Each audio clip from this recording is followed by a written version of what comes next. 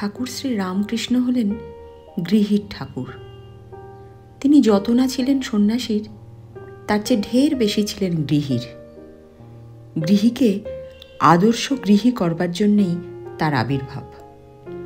গৃহদূর্গে বসে অহরহ জগন্ময়ী চিন্ময়ীর স্মরণ মনন করতে করতে পরম পদে লীন হয়ে যাও। আমাদের জন্য এই ছিল তার অমৃত বাণী। ঠাকুর অসংখ্য মানুষকে যে পথ দেখিয়েছেন তা হল গৃহস্থ সন্ন্যাসীর পথ। তিনি বলেছেন, সব কাজ করবে কিন্তু মন ঈশ্বরেতে রাখবে। স্ত্রী, পুত্র, বাপ, মা সকলকে নিয়ে থাকবে, সেবা করবে যেন কত আপনার লোক, কিন্তু মন জানবে যে তারা কেউ আমার নয়। সেই রামপ্রসাদের কথা, ভেবে দেখ মন কেউ কারো নয়, মিছে ভ্রম ভূমণ্ডলে। ঠাকুর বলেন, তুমি হবে বড় বাড়ির দাসীর মতো।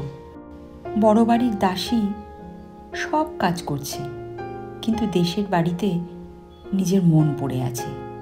আবার সে মনিবের ছেলেদের আপনার ছেলের মতো মানুষ করছে, বলে আমার রাম, আমার হরি, কিন্তু সে মনে মনে বেশ জানে এরা কেউই আমার নয়। কচ্ছপ জলে চড়ে বেড়ায়, কিন্তু তার মন কোথায় পড়ে থাকে জানো? সেই আড়ায় পড়ে আছে, যেখানে তার ডিমগুলি আছে।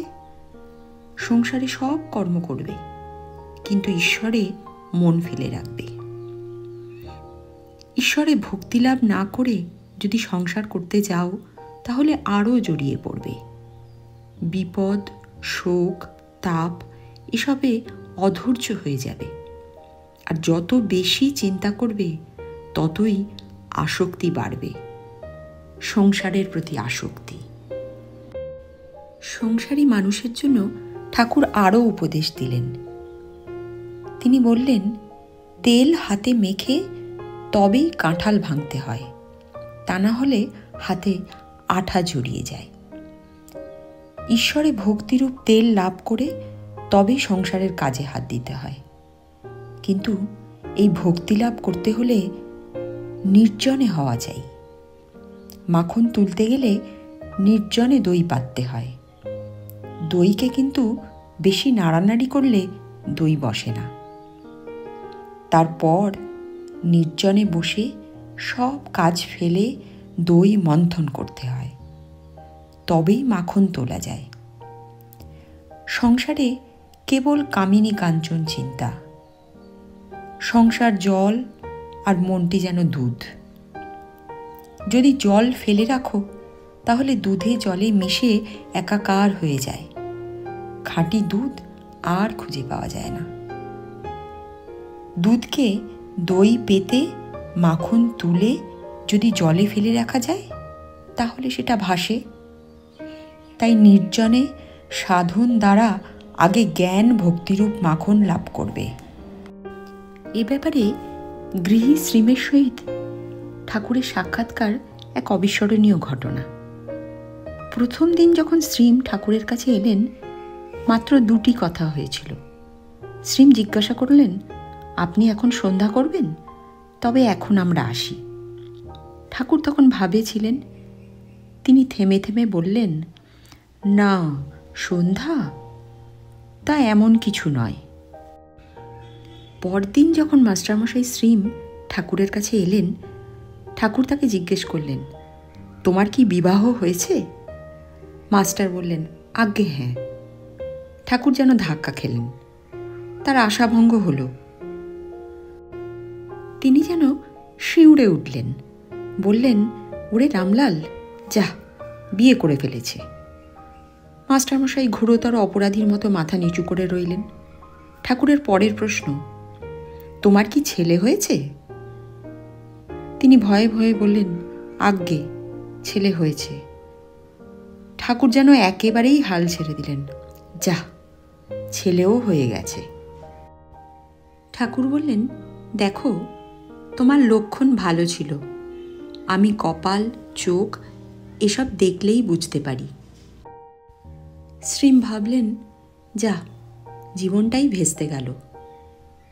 কিন্তু ঠাকুর তো আমাদের হতাশ করতে আসেননি।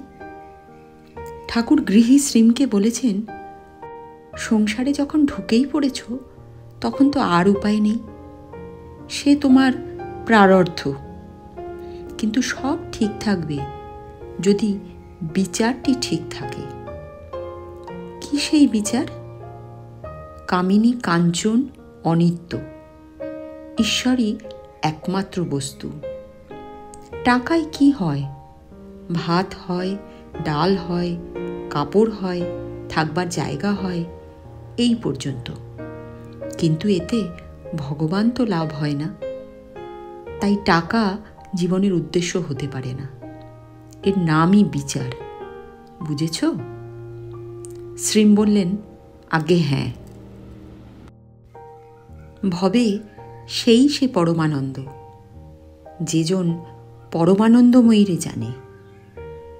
সেজন না যায় তীর্থ পর্যটনে, কারণ যা চাবি তা বসে পাবি খোঁজ নিজ অন্তঃপুরে। ঠাকুর গাইতেন, আপনাতে আপনি থাকো মন, যেও নাকো কারোর ঘরে। তাই সংসারে বসেই তার নাম জপ করো, কোথাও যাবার প্রয়োজন নেই। সংসারে থাকো, কর্ম করো, তাতেই তুমি ঈশ্বর লাভ করবে। এই ছিল ঠাকুরের বাণী। আর এই বাণীকে অনুসরণ করেই আমরা আমাদের সংসার জীবনের যাত্রা সম্পন্ন করব।